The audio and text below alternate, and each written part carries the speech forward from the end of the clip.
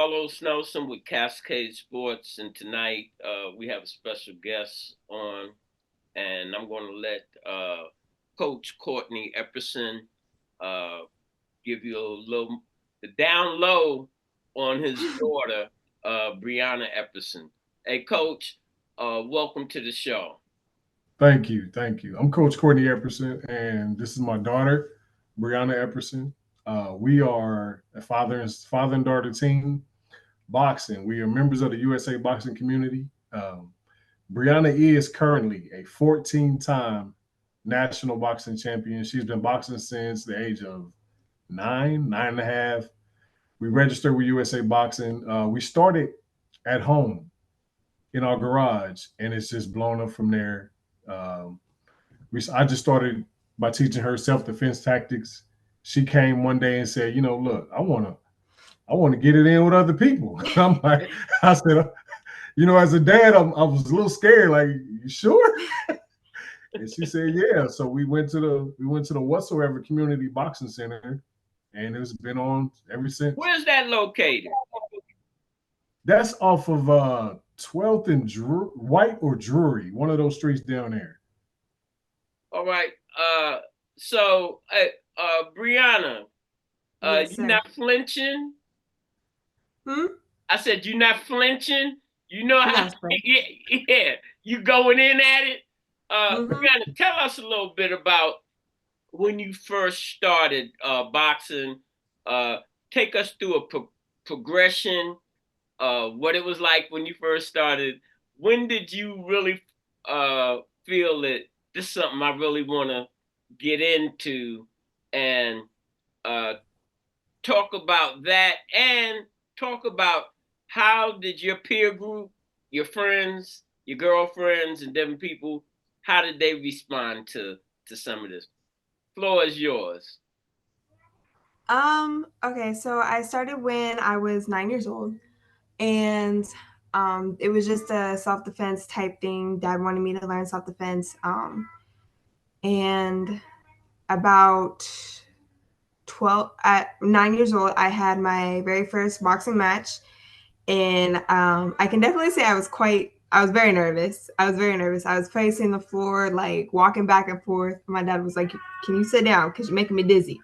Like um, that. um, and so I was just so nervous. And then when I stepped into the ring, like I knew almost instantly, like this is where I belong. This is my thing. And just instantly calmed down. I ended up winning that fight. And, and years progressed, and I think about 12 years old, I made the final decision that this is truly what I wanted to do. Um, because I was give you a little bit of a backstory. I was also doing ballet. I was a dancer for the Kansas City Ballet School, and so I have been doing that and boxing year round. And it was ballet was starting to ask for more of my time. Was asking for a lot of time during the week, and it was just taking up way too much time. And I started realizing that I would have to pick one or the other about 12ish. And then that's when I made my decision that I wanted to box. And now at 15, as you said, I'm a 14-time national champion. So I mean, it's been working pretty well. Yeah. Well, what school do you go? Oh, let's talk about your education because off camera we talked about. I asked you what school you went to. You said homeschool. Let's talk Yes, about sir. that. How has that affected what you do in sports? Um, Actually being homeschooled has allowed me to take more of my time, dedicating more of my time to my craft, dedicating more time to my dream, and it's very flexible, so it works very easy for us.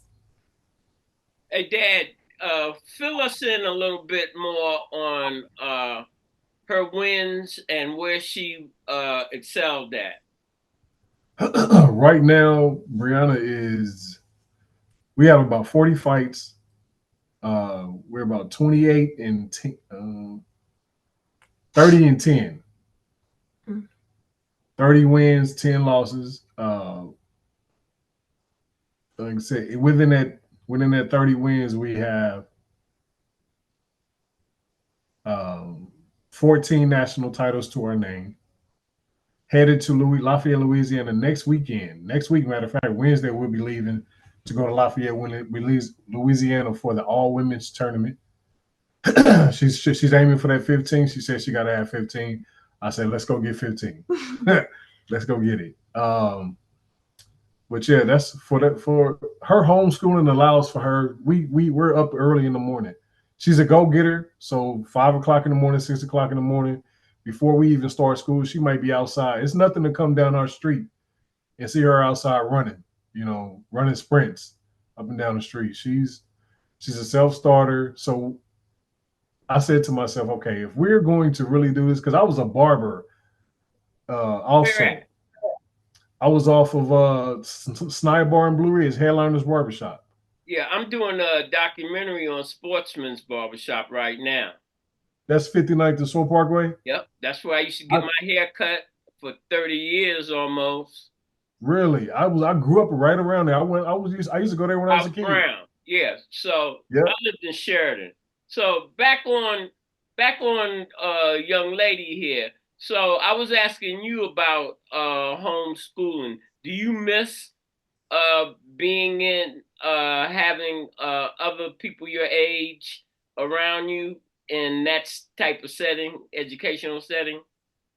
I actually never went to a real school. I've been homeschooled since first grade, so I've always been homeschooled. Do you feel that your homeschooling has kept you at the grade level, or that you're getting the knowledge that these kids in public school are getting, or private school?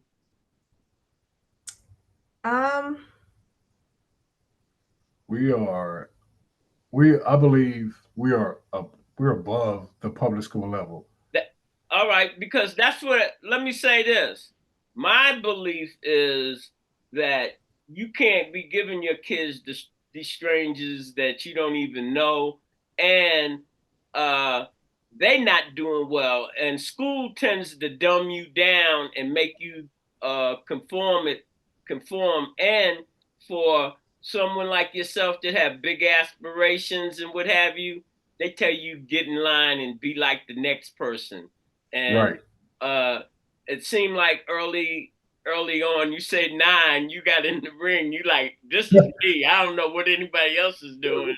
I'm saying I like you was able to express how you felt at 9 years old. You knew where you were going. A lot of these people don't know where they're going. Right. So tell me a little bit about this upcoming match. What you about to do? What's your frame of mind? My frame of mind is just to go in, work on our game plan that we've been working on. It just to get the 15th national title that I've been working for, that I've been waiting for. I'm super excited. Very calm, very relaxed going into next week. Just how would you describe yourself? First of all, are you a southpaw, or give me the rundown on that? Actually, I am both. I can switch stances. Both the orthodox and a southpaw fighter. My dad likes to give us extra, like a little bit of extra. Universal. We got to do it all. All right. So what you say that, but what would you consider your best attribute? Do you got a hook, or is your jab? And talk about your power. And I wanted to know whether you had any knockouts. You know you love the knockout, honey. Yeah. Yes. So I think my best attribute, my dad likes to constantly remind me that I have one of the best jabs in the business. Right. So I think that would be one of my best attributes. I think to describe myself, I think would be very technical in the way I fight. Very technical, very calculating. Also for the knockouts, I do have, I think, 4 technical knockouts. All right. We're going to take a little break and we're going to look at some of your dad's training techniques, and we're going to look at you in action on 1 or 2 things.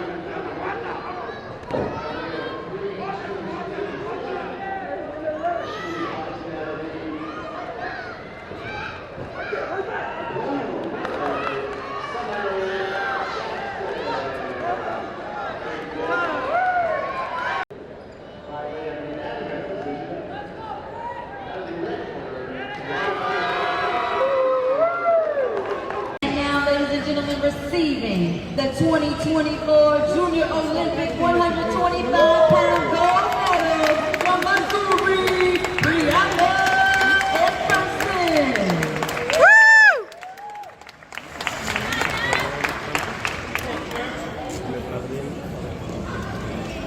Tell our audience a little bit about a couple of your fights, and I want to know about the knockout fights. Describe what went on, how you was feeling, who your opponent was, and that type thing. I think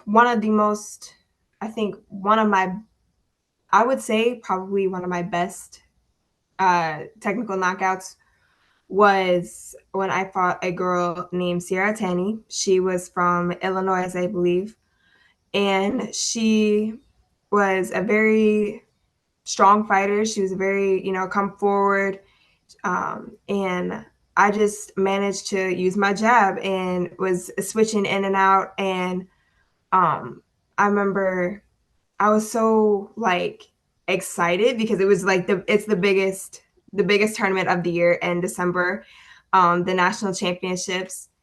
And I was, so excited. And then the first round came and I knew what she was going to bring. I knew she was going to be very aggressive, coming out, especially early in the rounds. I managed to, exploit that with my jab. And I remember it was just perfect timing. I switched to southpaw because I was starting off with orthodox, and I switched to southpaw, and I just landed this big left hand, just straight left hand right down the middle. And it landed, and her head snapped back, and the referee stepped in and said, 1, 2, giving me my first 8 count. And I got to the corner, and I was like screaming. I was so excited. And then, because then I knew it was gonna be a wrap. And then I just finished out the rest of the round real strong. And I feel like after the first round, I remember it gave me a big confidence boost, and was just excited. I was just excited. Me and my dad was just going back and forth in the corner. And he told me to, settle down, start sitting down more on my shots because he saw my left hand was working. And so he's told me, go out this round, and work your southpaw more. And second round, sure enough, at the end of the second round, I switched orthodox this time. I landed a big 1-2. I was like, boom, boom. And I like that.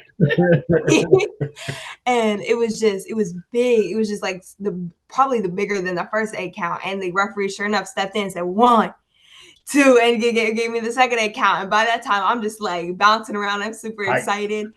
And for them to get up and I'm so hyped. He's down there at the bottom of the stairs. He's clapping and screaming. And then the second round ended. I ended that round real strong. I feel like if there had been at least 10 more seconds left in that second round, I would have got another 8 count. But then the third round came, and I got an 8 count early in the first round or third round. And it was, the referee stepped in and said, that's it. we're done. The referee stepped in and just waved it off. It's a wrap. And I think after that, I was just so like overcome with emotions. I had so many emotions going on right after that. Like my team and like my dad and like the other coaches that I know was like, "What you crying for? This is not your first time winning." Like, and I was just like, but it was my first time winning like that with a TKO. The big stage also. The biggest stage. And so I was just so many emotions and I was just so excited. And it's just, but it was you probably knew the you best had it coming, right? I'm like, Mhm. at the end of the day, all those emotions, you knew this is what I trained for. This is what my Mhm. dad has been preparing me for. This, you know, Yeah. and for it to come true is major. I as you were describing it, I was feeling it. I'm serious, I was feeling it. I think, Now this is what I want to ask you. mhm. Who has knocked your block off where tested you? Where can you take a punch? That's the main thing I was trying to say. I think I can. I've been hit with some real clean shots. Yeah, that's Mainly in sparring though. In sparring though, like I've never been dropped. I've never been given an 8 count in my actual fights. But in sparring, I've had some rough sparring, coming out with like bloody noses and busted lips, and it just kept trucking. All right. So, who gave you the most competition? Go over that fight real quick if you can. And who was it? If anybody. Because you sound like, see, I'm 73 and I came up in Muhammad Ali era where he was just, and when you said the jab, I was picturing you with your jab out there, keeping them off in their face. And, That's right. and like I told you, you toothpick thin. I seen you around. I was like, her legs must be really strong, especially after you start talking about winning all these championships, because it looked like you know how to use your body when you punch. And what you were saying, how what your dad had taught you, I was picturing in my mind what you must look like really in action. And the film that our audience seen a little while ago is just a little take. I watched you really technically, as you say, I watched how you moved around in the ring, and it didn't seem like you was vicious. It seemed like you were just technical, getting the job done, and it's on to the next one. Yes, sir. We've been working on that vicious thing though. Yeah. Oh, so I'm on point then. Yeah. Yes, sir. Yeah. I like to describe her as like a cat. She'll mangle you up, but she'll let you walk around crippled. You know, she won't finish you. And I'm like, man, come on, finish the job. Finish this so we can go home. Yeah, let's go home. Let's go eat. Finish the job. So and Brijhana, that Yes, earlier in your conversation, you went from from singular to plural when you said dad coaching us. So now let's talk a little bit. Who's this us bit? The us is me and my little brother, Joshua David. He is, I think, phenomenal. He is phenomenal. He is definitely at the same age. He's definitely way better than I ever was at the same age. I think growing up, because he already has 4 national titles.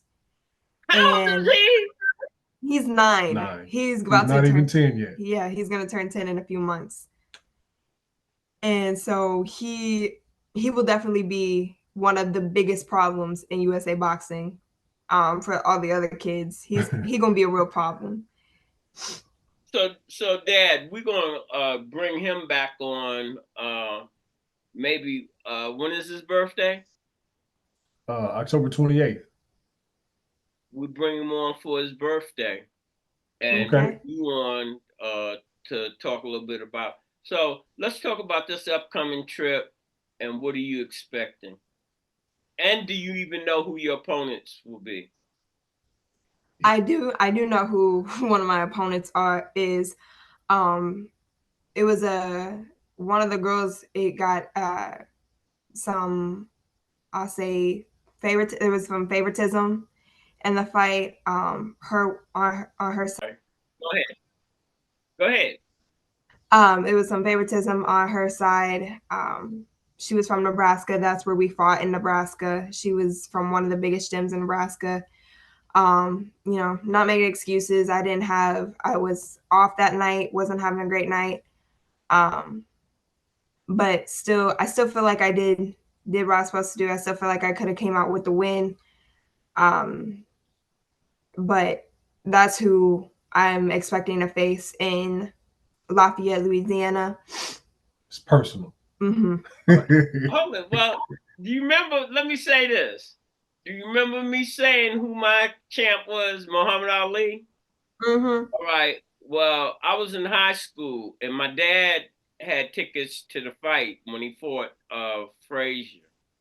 And went the first fight, and Frazier beat him. And it was personal then, but it really got personal. After that. And Yes, that's what I'm comparing what you're telling me now about this opponent. And what I wanted to ask you, do you watch film? And do you watching film of the possible opponents you'll have this upcoming fight? Yes, my dad is big on watching film.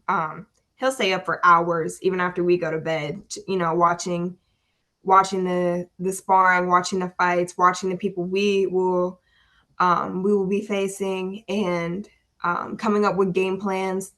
And it's just, he's amazing on that aspect. And then he tells us what our game plans are, has us go over them, and we keep chucking, we keep moving just like that. All right. Well, hey, Coach, before we close out, is there anything that you would want to say to our audience? We can just, if you want to follow Brijhana's journey, you can hit us up on Instagram or Facebook at Against the Grain LLC. Instagram is ATG Grind. But that's it. We thank you for any kind of support. And what kind of support you need? That's what you got to be specific with these people. I need money. Money. Yes. All right. I'm saying because I think you have a beautiful resume, and thank you. if they want to support, let them run it down again where they can send that check. If any kind of support is thoroughly appreciated. Donations, you can find us on Instagram. You can find us at ATG Grind. Facebook is Against the Grain LLC. We wouldn't care if it was $1. Mm-hmm. We are appreciative of everything. So, Brijhana, in closing, what do you have to say for our audience and some of your fans? And do you have fans? Yes, I believe so. I think so. Run it down. The floor is yours. Just want to tell, this is for, the girls that want to get into boxing. Don't be afraid. Don't be scared. It's going to you're going to have some tough moments. You're going to have some tough sparring, some tough fights. Even then, don't get discouraged, And then, for the fans, for the people, thank you for the support. Thank you for watching and supporting and, believing in me and my journey. And stay tuned. That's all I can say. Stay tuned. All right. As we always say in closing, but I'm gonna close out with a little something different. I'm gonna say, hey, y'all watch out for that right hand. Yes, sir. Yes, sir. Yes, sir. Yeah, watch out. And now we'll go to our closing. When you invest in your community, you're really just investing in yourself. Good day. This program is brought to you by the City of Fountains Coaches Association.